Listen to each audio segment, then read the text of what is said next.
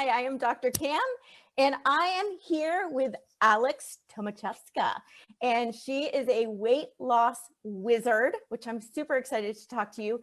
And we're going to talk about how to talk to our teens about weight, which is a very, very difficult subject to talk about because they're always so concerned about how they're going to receive it.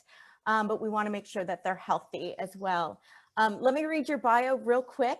So Alex teaches businesswomen how to use the mind to effortlessly lose weight without the horror of diets and gym.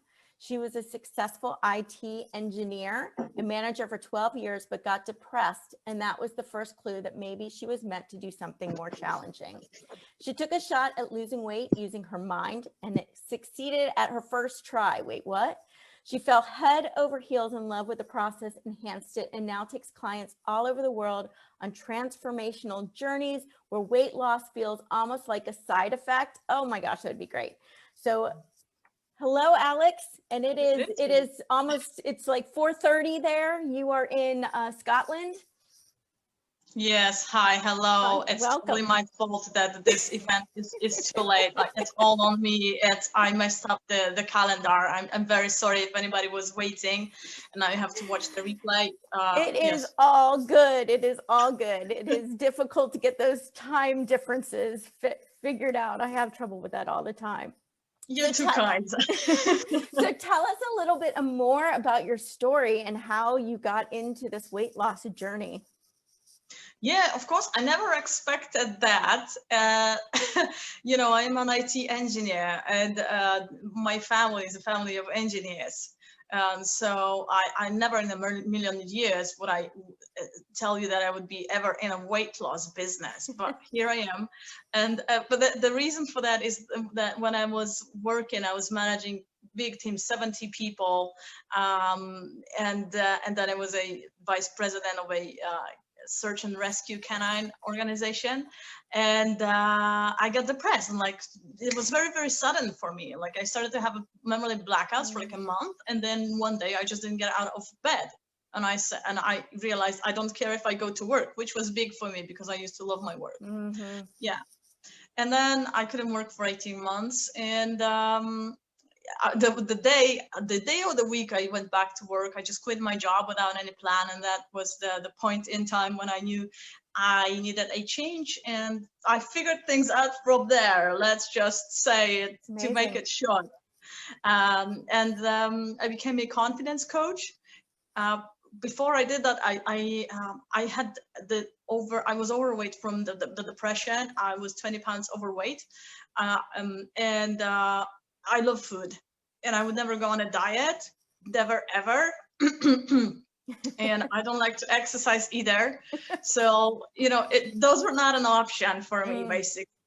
But I said, I am ambitious. At the same time, I'm ambitious, you know, and I wanted to lose the weight. So I said, let's find another way to do that. And because I use my mind for everything, I'm an engineer, and I said, maybe I can do it using my mind. And so I did some reading, and it worked. And I didn't allow myself to go to market with it. So I just became a confidence coach because I thought it was too easy. Yeah, so it was very easy for me. Yes, but then it turned out not everybody is at the same place. You know, we are all unique, and everybody has their own journey, and everybody has their own expectations and experiences. So for everybody, this journey is different, and that's why I work with my clients one-on-one. There's no one solution for losing weight, basically. So shortly, this is my story.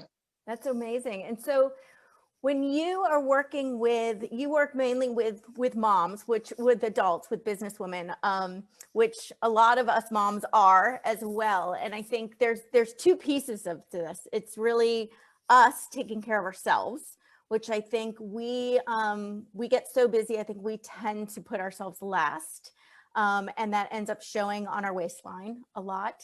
And then also, you know, seeing our kids, and our kids are it used to just be girls. It's both boys and girls now, but we worry about them being healthy and maintaining a good weight, but it's also a landmine. We don't want to talk about it. We want to make sure that they have healthy body issues and healthy sense of body. And so we kind of are hesitant to say anything too. So I would love to hear what you do in terms of how you use your mind to do this and how we can use that to help ourselves and our kids. Well, I am very open, and that the reason I get results fast with my clients is because I don't try to hide things. So, I could start a conversation with a potential client saying, so you're fat, let's get off the table. And then now we can work with something, because this is like, you never want to hear that, right? Yeah. And that's the thing. If you don't talk about the issue, and you're avoiding it, you're actually making things worse. Yeah. So we want to talk about that issue, right? And it's some children, I work with adults, but our issues with weight, they come from early childhood and even the time when your mom was pregnant with you, really. And so some of my clients say, I wasn't really concerned about my body while my parents were, and they wanted me to be thinner. So you never want to put that pressure on your child, because this is when you are creating the issues. I think I'm fine. Mom doesn't think I'm fine because my mom has been dieting all her life. And so I have a client like that. She has been on diets all her life. So I asked her, why? Oh, I don't really know. It's like, it's a lifestyle, it's just something you do. It's just something you're supposed to do. So there's this question to ask yourself, but ask your child, of course, if they actually have an issue with whatever is going on with them. You don't want to create an issue out of something. Yeah. And so, what was the question? So how do we talk about weight, and what can we do about weight to help ourselves and our kids?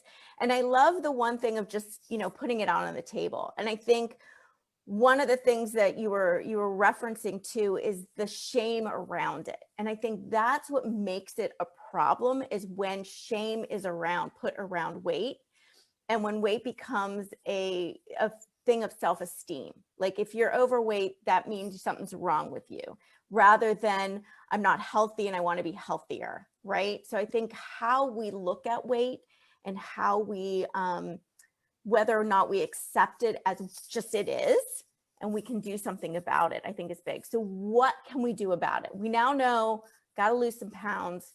What can we do? Well, definitely any heavy thoughts or words will make this whole thing even heavier. And I use the word heavier specifically to show that there are some words which we can use and sentences which we can use, which make it into a problem. And now it's adding weight to your body. Yes. And what the brain then does, if you have additional issues to handle, it's going to grow your body, because you need to be stronger to carry all that burden, and that's how you grow. So that's one of the first things that I said was, do not make it an issue, because if you make it into an issue, it's going to cause you to grow, because you need strength.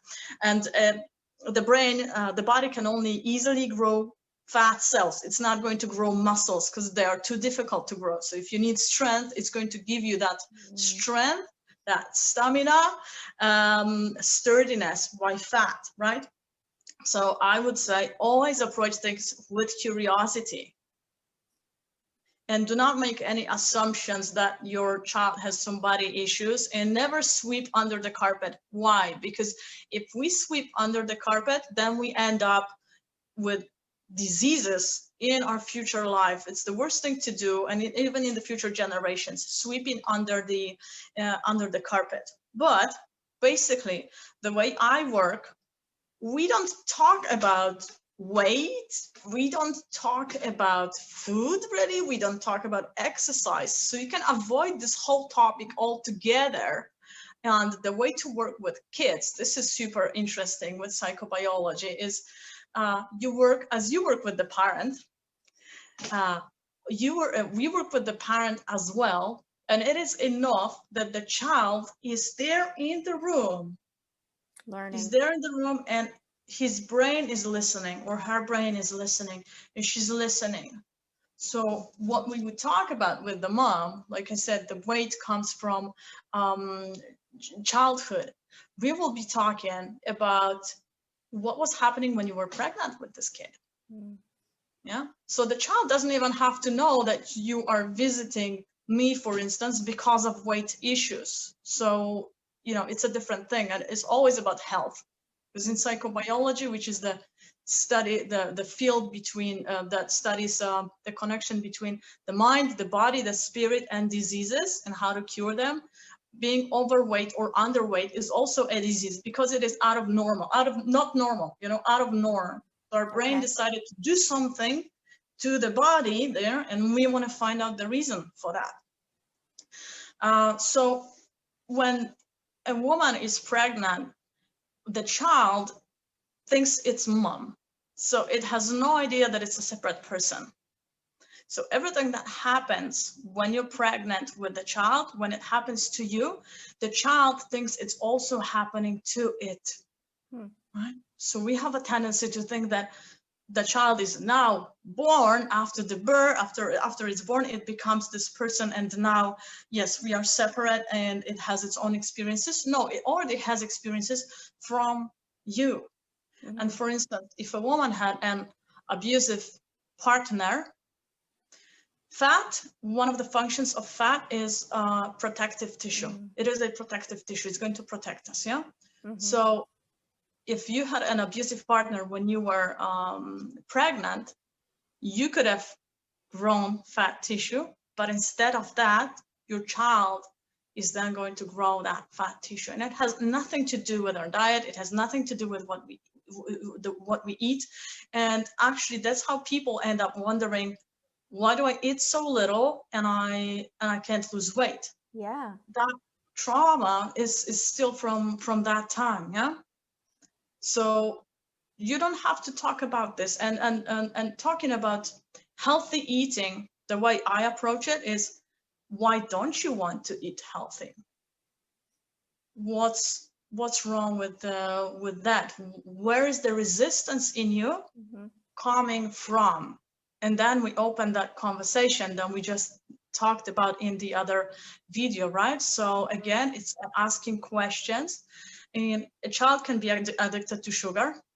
Sugar is more addictive than cocaine, as far as I remember. I think it's cocaine, yeah, according to the World Health Organization. So, you know, we want to give your child sugar in the first place.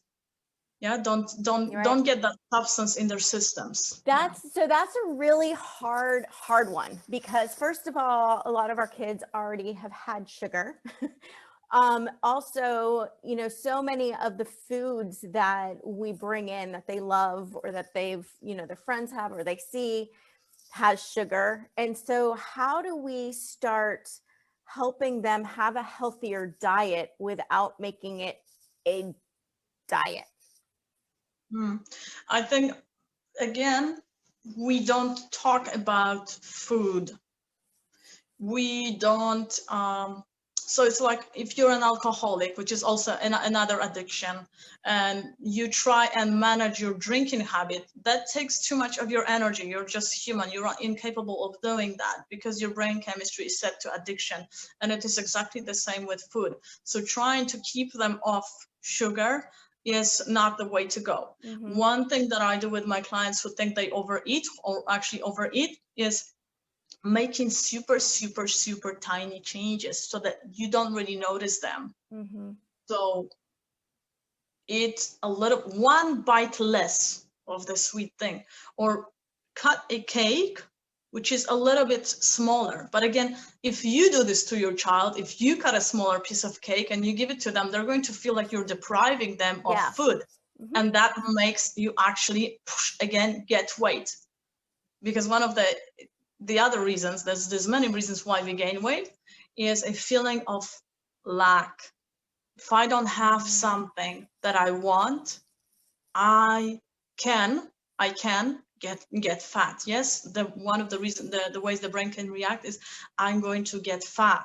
So that's why diets and starving yourself, they are so wrong, because you are just cultivating this feeling of depriving yourself of something that you want. We never should do that to ourselves. Because And then you again, just go binge when you let go. Then you're just like, exactly. right? Yes, it's taken so much energy. And the way I do weight loss, you don't need strong will, because I don't have strong will. I never had that. And I figured out there's got to be a way to do it anyway. So tell us, because I think one of the most important things, if we want our kids to be healthy, is we need to model that. So we need to model the healthy eating. We need to model having a healthy sense of self and our body image. So when we're always saying, oh, I'm so fat, or I'm so this, we're sending that message to our kids, and they're starting to adapt that too. So we want to first be healthy. So tell us, please, Alex, what is like 1 or 2 tips or 3 of how to start doing this without the diet and the exercise? Well, okay, I always say there's 3 things. There's nutrition, which is to keep you eating healthy. There's fitness, to keep your body fit, and there's weight loss. These are 3 different topics, and people put it all in one bag. It's all confused. No, in order to lose weight, you need to deal with the emotions and the stories, and they might not even be your stories, that caused you to gain weight in the first place. And whenever you're dealing with the body, with nutrition, or with fitness, you're dealing with the effect.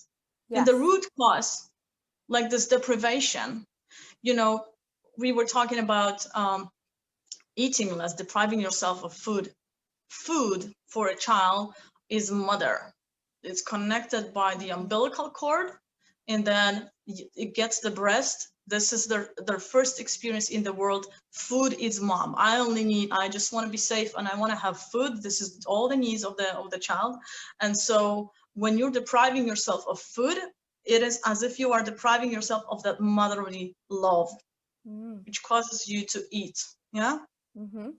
So again, if you want to be healthy, mentally healthy, all you need to do is work on that mindset and emotions, and you can forget, at least for a while, just forget about food completely. Like I said, I don't talk about my clients, so that my clients know more about nutrition and fitness that I do, because I don't do that stuff. I eat more or less healthy, but it doesn't mean that I don't have donuts, I don't have pizza. I do all of that, and it's not standing in the way of weight loss. And so people sometimes come to me because they tell me, I can't go on a diet. I can't go on a diet. I don't want anything to be taken away from me. It's very strong. I don't want anything to be taken away from me. This is the deprivation. That person is not going to, even if they go on a diet, they're just going to yo-yo back. And what we need to deal with is this feeling. Why do you feel that if you eat less, something wrong is going to happen to you? Yeah. We deal with it. We feel that void from the backstage, which is a much more pleasant and effective process than diet and exercise regimes, and it's permanent, and it just makes you happy and confident. But before we still have 10 minutes, and I really want to say a couple of things about why children can gain weight. If you can go back to children. Yeah, please do. Because I wanted to share that, and I was hoping we would like naturally get into that. So you will not always know why things are happening to your body or why you have certain habits, and your child will also not know that. So let me give you an example. My teacher, parents came to her with their son who was 13, and he suddenly started to draw ropes and draw hangmen. And he started to say that he wanted to commit suicide. And the parents were freaked out. I bet. And yes. And so where does that come from? And he had no idea where it would come from. So it's like you can talk to that kid, but he's not going to know that. So it's not like he's hiding something. We have habits that we don't understand either. We have habits that we just do. They're present in our life and we think they're ours, but we're actually carrying them. So what happened in that case? And again, my teacher, she was talking to the parents, and it turned out that the father of the boy hanged himself. And yes, he was abusive. And what the father then said, the father of this boy, the middleman, he said, good, because finally our family is going to be free. And so what was passed on, the child had no idea about that. This is the kind of information, genetic information, that is passed on. They've done studies on rats because it's just faster to do intergenerational studies on rats than on people, you know. And it's encoded. Our genes get tagged. And so the solution to that was that man had to explain to the child that suicide is not what he wants, because basically if you approve of suicide, then why wouldn't your boy do that? Why wouldn't your boy want to go that way? Yeah. And so sometimes we gain weight also because something that happened to somebody in our family. We have it's called generational loyalty, and so that's why it's difficult to sometimes understand. And you may want to approach the problem and you may get frustrated. Why can't I lose weight? It's super frustrating, right? And you start blaming yourself and feeling guilty and feeling like there's something wrong with me. There's nothing wrong with you. There's nothing wrong with you. And you may have had absolutely no input into this weight gain. Yeah. Children. So what do you do? What do you do? Well, there's exercises, there's emotion release methods. It's just, I have a bunch of tools, and I always work one-on-one because I don't know what's going to be necessary there in that specific situation. But what is important is how to work with that child. You know, that boy didn't have to do any work. All he had to do was listen. Yeah. All he had to do was listen. That's why I'm saying, you don't always have to talk about that topic. You don't have to say to your child, you know, you're overweight. No, but you want to find the events in your life when you felt threatened, for instance. And it doesn't have to be when you're pregnant, because if you're, even after the child is born, if you are in an abusive relationship, what the child can do is they want to protect you. They want to protect the side, and they grow fat in order to act like a pillow, like a cushion, you know. And so if you had those experiences, and there's a variety of others which we're not going to have time to talk about, but this is why I wanted to talk about this subject. Talk to your child about what you went through and just explain to them, and their brain will be able to deal with it. We say in psychobiology, if you don't express the issue, the brain will store it in the tissue, and that might be enough. So the solution can be really, really simple and really, really effective. And basically, I want to encourage parents to talk to their children about how they were born, what kind of birth was that, what was happening during pregnancy, before pregnancy, the first year of your life, what kind of emotions I as a mom went through, any tough emotions. Just tell them the story, and this can be healing in so many different ways. We should all know where we came from, because this gives us freedom. Now, for my case, my daughter's adopted, and I know there's a lot of adopted kids. So what would you recommend in that situation? Right. So adopted child, she knows on some level that you are not the mom, because she was connected with through the umbilical cord. Even if you adopt a child the next day, they know you're not their mom, and that is okay. But for instance, issues arise when the child is 12, 13, 14, the age of that often. It is because the organism, the brain, knows somebody that is not my mom is asking me to call them mom.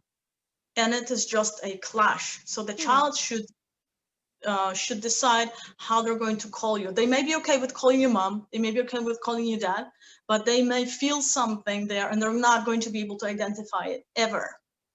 That there is a clash there. This is not my mom. So, for instance, that is important. That is a big deal for that child. And it's important, again, that we know where we're coming from. If you don't know anything about their childhood, that's also okay. But the brain basically has to have a way to make sense of things. It has to have a way to make sense of things. Yeah. So hiding things, I was talking about never sweeping under the carpet. Yeah. It's going to show up in their life sooner or later. Children are so fast to work with. Kids, young kids, they just listen and they're done, you know, and they're healthy. If they have skin issues, etc., you can just heal them by telling them a story of how they were born. Yeah. And teenagers, similar thing. It's so much easier to deal with those things. So, but you need to find the courage in yourself and the strength. This is up to you. It's up to you. I think one thing, Alex, too, before we go, I just wanted to kind of build upon that a little bit, is that I think a lot of parents want to hold back information to protect their kids. Like there's a lot of stuff they don't tell them. And I think one of the things you said really resonates with me too, is that when we hold that information back to protect them, they know we're holding stuff back. Yeah. Right. And so there's always something that they end up, and when they do find out, which most of the time they eventually do, it actually loses trust, because what else, then they wonder, what else have you been hiding from them? And I think one of the things, I mean, it's obviously sharing in a way that is age appropriate, but making sure that your life is more transparent. And at least you're not like trying to hide stuff and cover stuff, either about them or about you. It doesn't have to be a big deal, but I think it is important to be honest and to open. And I think what you're saying kind of is another level of that, where they're going to know something isn't there, but not know what it is. And so there's always that tension there. Yes. That's a difficult thing. Understanding, realizing where this issue comes from, even with serious diseases. In 60% of cases, once you realize where it comes from, and in psychobiology, we can pinpoint things, you know, if your left foot hurts, I can tell you where that's coming from. When you understand 60% of cases, you heal yourself just by understanding. So that's why I say the brain has to make sense, and then it's going to make amends with that. If you withhold, you are withholding, you are doing something wrong with your body. And the child, who knows how that's going to what that's going to come up as in the future. But like I always say, weight loss takes courage, not effort. That's true. That's true. So where can people find you and learn more about you? So it's best, I guess, to go to my website, which is imdonewithdiets.com. It's 2 letters. I'm done with diets.com. And you can watch the video, my weight loss story there, what exactly I had to realize to lose weight, why I had to keep it in my organism. It's very interesting. And then you go from there. There's a quiz you can take, where you can see why you can't lose weight, or a self-assessment, which is even better. So you download a PDF and you answer questions. And if you've been telling yourself that I can't lose weight because I don't have time or I love food, that is not, no. We cut that out and we get to the real stuff in there, and then you open up the possibility to losing weight for yourself. Wow. I'm going to check that out. That's awesome. That's great. Awesome. Alex, thank you. I'd love to find out what you see there. Yeah. Okay. I'll let you know. Thank you so much for jumping on. This is fun. And it's so fun to meet you across the country, across the world, do this. So this is really enjoyable. So thank you very much for inviting me. All right. We'll stay connected. Of course. Thank you so much. Bye. Bye, Alex.